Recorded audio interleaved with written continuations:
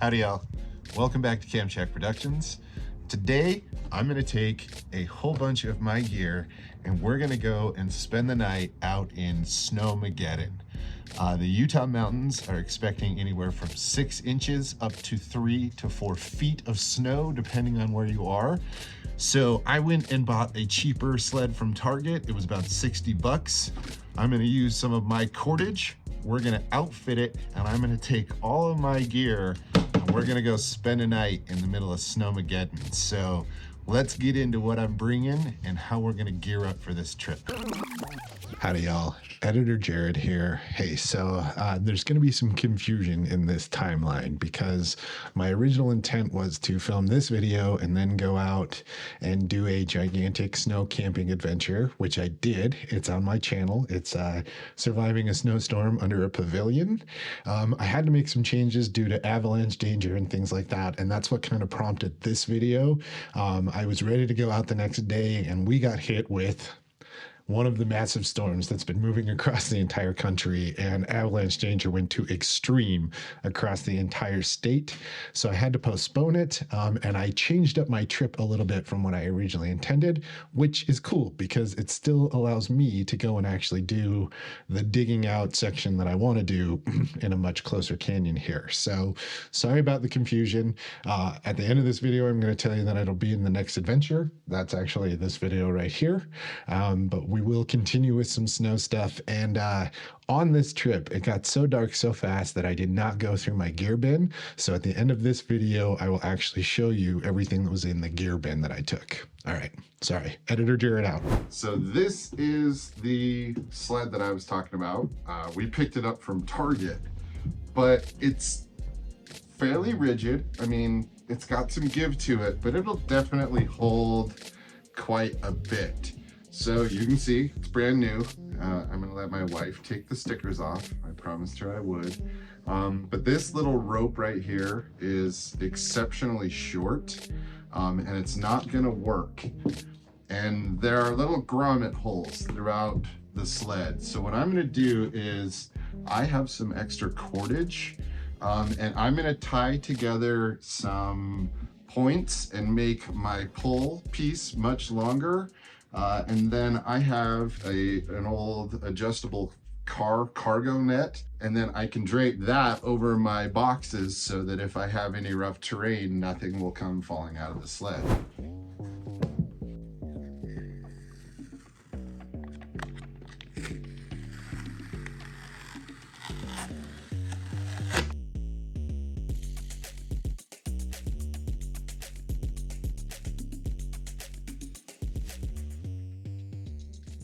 All right, so I need to create some sort of strap pulley system.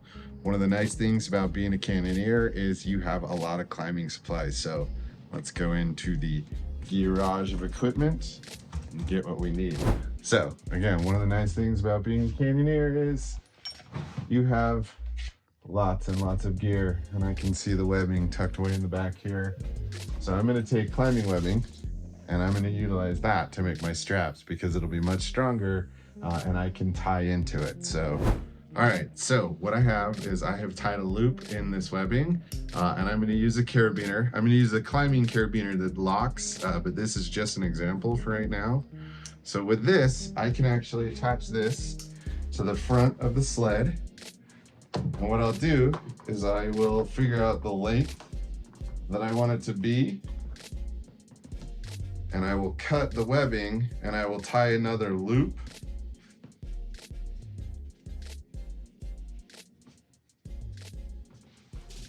So that I can clip in and have the distance that I need. One of the other nice things about this is that I can clip into any of the locations, including the back, so that if I'm going downhill, the sled isn't hitting me in the ankles. I can control it with my strap. That's a good distance. All right, y'all. So what I'm doing right now is I'm actually going to be taking care of my sleep gear, which I think is going to be one of the more important things. So in this dry sack that I've stuffed down is my REI Magma 19-degree sleeping bag. And apparently our dog has decided that he wants to be in the video. So 19-degree sleeping bag. This is down, so I have to be really careful about getting it wet. And then what I'm also going to do is I'm going to take my synthetic sleeping bag and I'm going to stuff it into a dry sack. This is about a 25-30 degree synthetic bag, so it does a little better when it gets wet. And I will actually take my down sleeping bag and put it inside of this one and crawl inside of both of them so that I make sure that I'm warm. And then inside of here are all of my additional clothes. And I am bringing a full change of clothes, which I probably wouldn't normally do, except for tomorrow I am planning on doing some pretty serious digging, and I know that I'm going to get hot and sweaty. So I want to be able to take off the stuff that I'm going to wear while doing all of that work and be able to put something completely dry on. And the nice thing is I can just squeeze the air out of this sack, and then this will be my backup nighttime stay warm clothing. All right, so this, I'm going to make sure that I also bring a tent so that if I cannot dig a snow cave, I have shelter. This is the One Tigress bungalow. I've used this multiple times before. This is a stellar little tent. And I figure with it and a tarp or a snow shelter or something, I can rig up enough protection to keep myself safe if I need to. Ultimately, gonna try to dig that snow cave, but this can go in there. And one of the other things that I have is, this is the OR Helium Bivy. Yeah, Helium Bivy. I borrowed this from a buddy. I'm gonna use this in either the tent or the snow cave. It doesn't really matter which. So that way I keep my down bag dry so that just moisture does not get on that. So that's gonna go in. And then I have my 2 sleeping bags, which will go in my backpack just so that they stay safe and right next to me. And all my other gear is in here. Then I have my cook setup. This is just a footprint, and we'll go through this in the video, the next video. I'll actually be sleeping out and I'll show you guys, but I basically have 2 stoves, 1 white gas, 1 jet boil, a couple backpacking meals, some tuna fish, and I'm gonna take all this stuff and spend the night. I also have my hatchet and my saw and all of that gear. So lock this down, throw a bundle of firewood in the back of this, and we'll see how this thing goes. So yeah, pretty sweet. I am checking right now just to make sure that my camelback is not leaking. So what I'm gonna do here is this is the backpack that I'm gonna wear. This will hold my sleeping bags and my camera gear. All right, a couple other really quick things I want to make sure that I have is a collapsible snow shovel. I want to make sure that I have my yak tracks. I think these are super important to have. I have my trekking poles so that when I'm snowshoeing, it doesn't make it difficult. Another really important piece of equipment is I am actually taking my axe. I really think that this is crucial as a digging tool, as a chopping tool, all kinds of things like that. I will, because I'm not sure what the water source will be like, if it'll be frozen or not. I do have a water filter, but I'm also going to take several water bottles.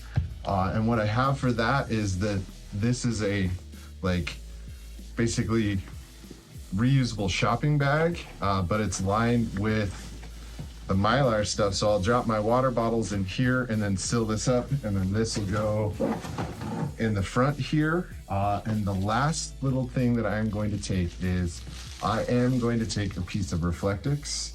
I'm going to take this so that I can sit on it, so that I can put it underneath me if I need to, so that I can bounce warmth from a fire, so I can make a wind block. Whatever I might need, I figured this little piece that I can just fold up and shove in the side is well worth having. So overall, This is a lot of gear to haul for a single night or two, but I'm excited to see if this gets me the ability to get way out and really experience some cool stuff. So I'm looking forward to trying this. I hope you guys enjoyed all of this gear and the information in this video. You know, I didn't want to do like a tutorial on exactly how to go through and tie everything, and you guys can figure that stuff out, but just taking some general stuff, my equipment, getting it ready. I'm excited to go out on my next adventure, which will be the next video that'll drop next Sunday. So again, I hope you enjoyed this. Please hit that like button and go down and subscribe, because if you don't go down and subscribe, every time you go to use your axe or hatchet, you're gonna have a dull blade. And man, there's nothing worse than being out in the middle of the backcountry and having a dull axe or hatchet blade. So for your sake and for mine, go down and hit that subscribe button. See you in the next video. Be well, my friends.